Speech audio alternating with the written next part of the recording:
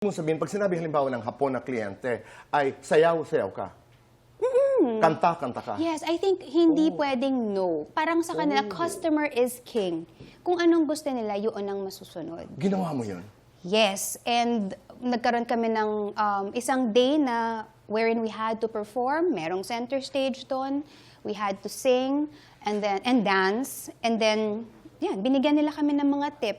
Yung unang client na nag-table sa akin doon, syempre, asang-asa ako na makakalapad ako, di ba? Binigyan ako ng kape. Hindi ko alam kung bakit kape. Sabi ko, Di mo tinanong?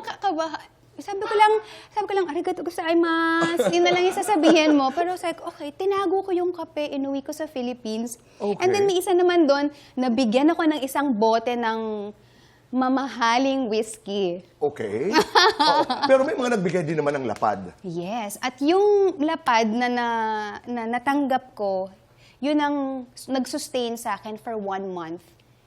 Oh. Yun yung pinangbibili ko sa Lawson, ng mga Okay. kung ano-ano, pang Ng everyday. kape. Ng kape din. Kape pa din.